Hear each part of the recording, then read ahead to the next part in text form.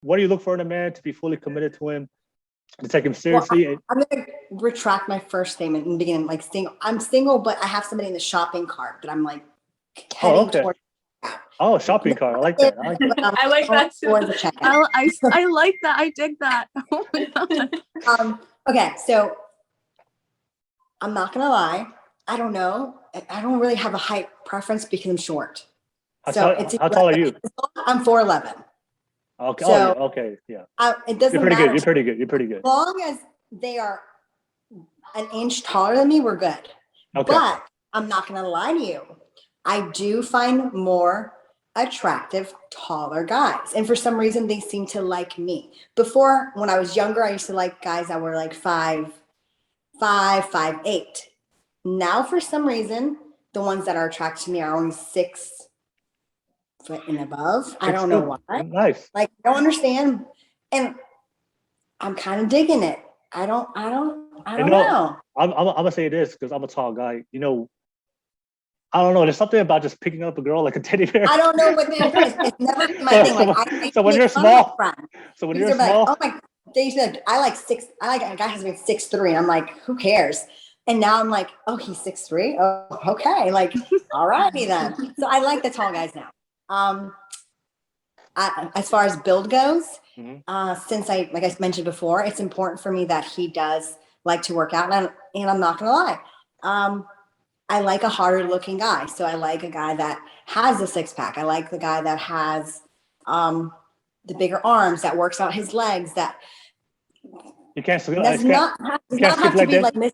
Olympia bodybuilder, not to that extreme, but he has to at least fit into like a men's classic. Hey, can you date a guy that skips leg day? No. No. Never skip leg day. That's one of the first things I look at. I'm like, oh God, his leg is like, one of his legs is not even equivalent to like half of my thigh. Like, this is not happening. Okay, no leg. He has to work on his legs. All right. Yes, gotta do like. All right, so that's the physical part. What about the the financial part? Like, oh, you already mentioned that already. Yeah, you already mentioned it already. But okay, so what else? What else does he have to? So he has to. You talked about the physical build, financially. What else does he have to? He's got like kids. I got kids. He has like kids. I'm not a snack.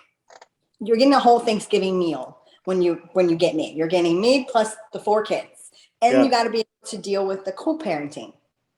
Like, that's a whole nother thing. So it's like, there's layers to it, because if you are somebody that doesn't want to have to deal with my ex, well, sorry, I must tell you, I can't date you, because that person's going to be in my life forever. I mean, you can, I guess people sometimes say, oh, when the kid's 21, not anymore. Technically, you probably won't see them that much, but once in a while, you're still going to run into them, or like a Thanksgiving or whatever kind of thing. So you have to be able to deal with that whole parenting aspect, especially with the smaller ones. So it's important. I want to ask you this question. Do you find it, the guys that you do meet where, in the shopping carts, or the guys you do meet, do you find it hard as soon as you bring up the kids? Like, what's their reaction when you bring up your single mom? Normally, they know right off the bat. Right off the bat, okay. That's like one of the first things. Even though I don't have a Tinder or anything like that, but if I were to have one, I would put in that. Like, I'd put in my bio. Like, if I was on a dating app, I'd put that. If somebody asked me, or somebody talks to me like, oh, what do you like to do, this and that? Well, I always find a way to throw in and say, hey, I have kids, without saying, hey, I have kids. Yeah. And then they'll say, oh, well, they'll either chime in, hey, I have a daughter, or I have 2 kids, or I don't have any kids. Or they're asking me, how many do you have? And normally when they say, how many do you have? It means that they don't have any. Yeah. I'm just saying by the odds of like how many times it's happened. I mean, that I'm like, when they say that, it pretty much means you don't have one. So then my next question is, do you want one? Yeah. Or how many do you want? Yeah.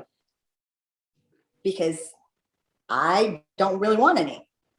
Like, I'm 98% sure I don't want any more.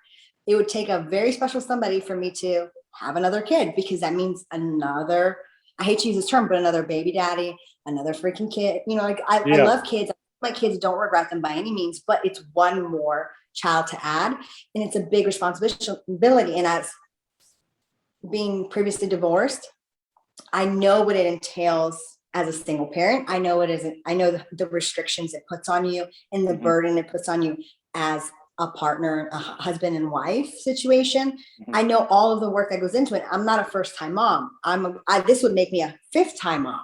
So I'm pretty chill compared to a first-time mom when you're stressing out in your helicopter mode and you worry about everything. But I know the real nitty-gritty, that I know that not just the rosy pink glasses effect of what you think having a baby or having a kid is. I know the reality of it. Yeah. I know the good and the bad. So I need that person to be like, okay. And that's my next question to them. Like, okay, so let's say they don't want kids and they never had kids, but they say they're open to having kids, open to, embracing my children as their children. Well, are you really? Because they're different ages. Okay. So I got 12, 8 that's turning 9, 5 that's turning 6, 4 that's turning 5. Yeah. The youngest, a girl, 3 boys. Okay. So it's a lot. Like there's a lot of personalities.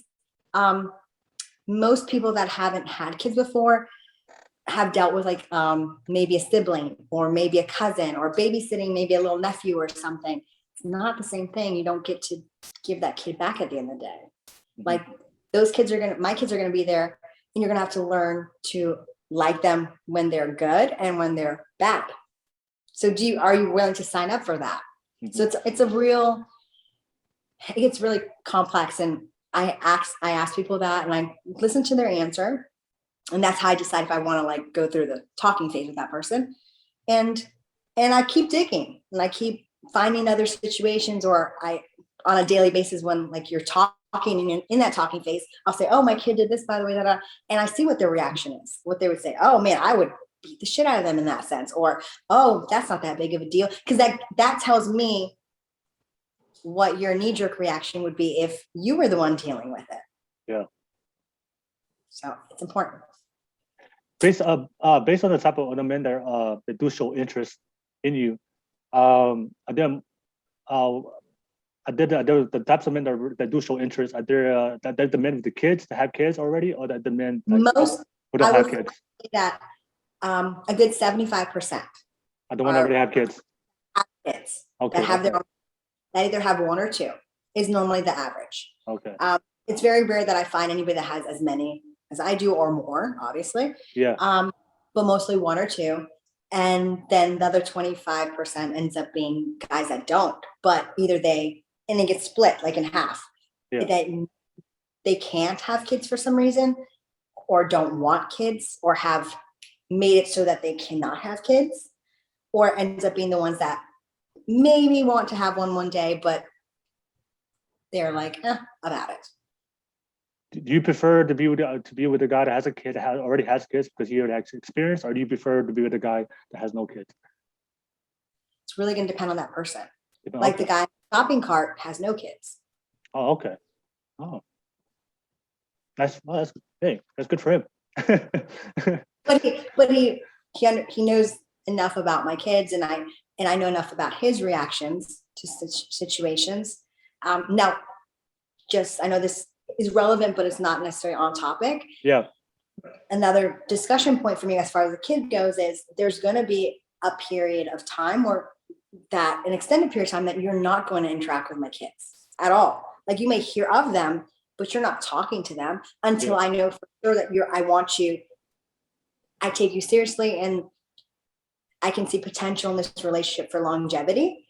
That I'm going to decide. You're not going to decide for me. I'm going to decide as the mom, because these are my kids. I understand that they will be important to you, but at the end of the day, they are my kids, my responsibility, and I have to protect them. So when I know for sure that you're going to stick around, I will introduce you to my kids, and then it'll open the doors for more time together and do activities because my kids can be present. It won't just be either date nights when I don't have them or the weekends I don't have them. You understand? It opens up that door, but I'm not going to rush it just because I want more time. Because I have to look, I'm looking for love and what I need, but I have to look also for their needs. Okay. All right. So, okay. Yeah. Christine and Eesha, do you want to add on anything? Anything you want to ask her? I just wish I looked like that when I have 4 kids. Like, damn. You can. You got 4 kids, and then you can go to the gym all the time. Yeah, Talita, she got those those guns. Those guns, boy. With that time, no, but You got those guns locked and loaded. You got those guns. right. All right. So let's move on to the last person. Eesha, same question. What do you look for in a man? If you're gonna take him seriously, and if you're gonna fully commit to him, same thing. What do you look for in, when it comes to physical attributes, financial, and anything else you want to add to that? Okay, so I'm 5'9", which is way above average height for a Sri Lankan woman. Okay. I'm also above average height of a Sri Lankan man.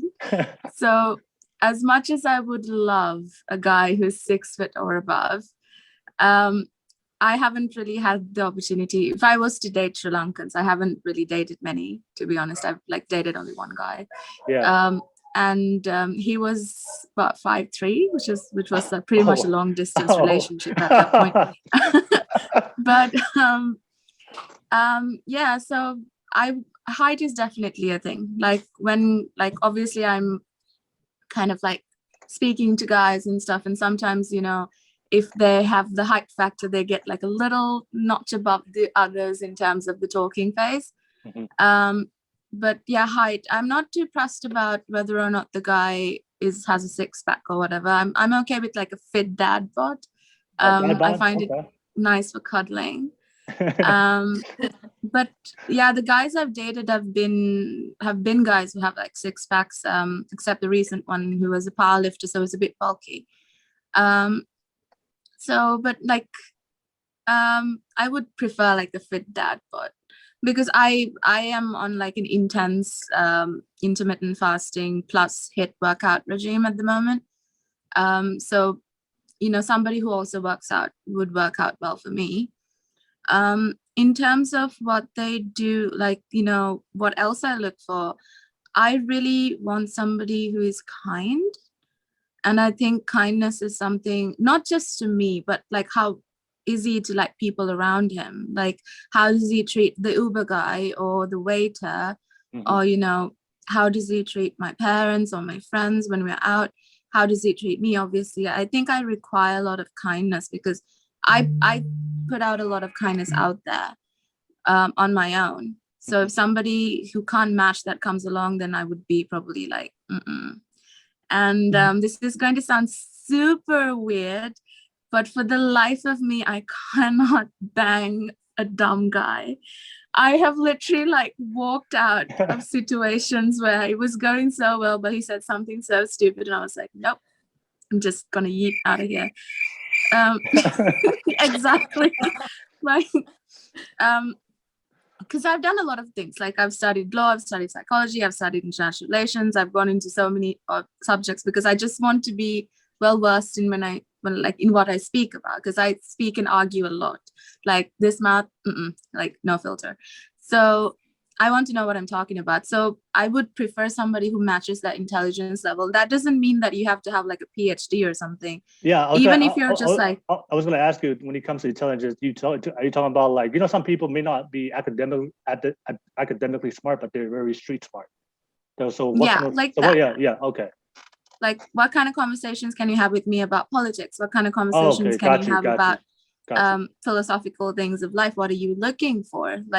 Yeah. Because if you're with me and all you're talking about is the last time we went out with the guys and got high and drunk and partied, then no, okay, gotcha. That's exactly my reaction. I saw Talita's face and I was like, yeah, same. So but I mean, I do. It's not I'm always serious. I like partying, I like going out, whatever. But sometimes you just want to kick back and just relax, have a night in and dinner. And what are you going to talk about? The fact that you miss going out? No. So I prefer those conversations. And even when I find the guys who speak to me at the moment, I'm more interested in giving my time to the people who can give me some sort of philosophical, some sort of conversation. So kindness, intelligence, and I like a guy who's funny, because I have a very serious life. So sometimes I just need somebody who's a bit funny. because like with my work, I go through like very hectic life stories of people and victims of abuse and stuff. So I prefer somebody who's also funny. So if anybody listening to this is kind, funny, and smart, Those DMs. yeah, send that DM. yeah. What about the career? What you look for in a man's career, financial ability? Well, I don't know. There's a saying here that, you know, if you're a lawyer or you're in the legal field, like the best fit for you would be somebody in the legal field because they would understand what it's like the, you know, the career. But I mean, I don't agree. Like nobody that I'm speaking to at the moment is in the legal career. They're mostly like aeronautical engineers and stuff.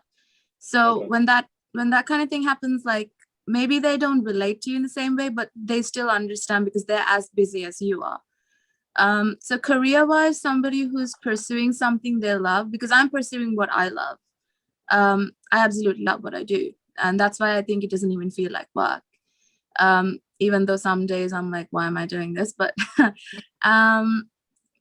yeah, like somebody who enjoys, like you know, like Christine said, even if it's a janitor, but like enjoys what he does, but you know, doesn't want to be a janitor for the rest of his life, then I would like, sure, like why not? But in terms of not understand, I just need somebody who understands how hard I work, because otherwise it's just not going to, because I have these situations where like these guys who talk to me are still in the talking stage, and they like message me like hi, and I don't have the time to, you know, respond sometimes.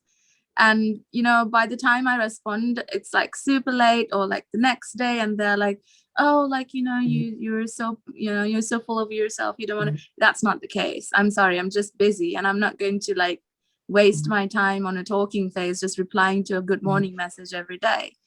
But if I'm interested enough, I will definitely make time for you. And I find more or less these guys who constantly say the hi and expect a response back are people who are not engaged in careers that require your commitment that way. But the guys like who I do speak to seriously, they understand. Like if I say, sorry, I'm busy at the moment, I'll get back to you, they don't like double text or like call or something. They wait. And I appreciate that, because making time for people is something that is a bit difficult for me because of my schedule. And if somebody understands that because they know what it's like to be that busy and putting in that effort, then definitely someone who's gonna have like a notch above the others in my book.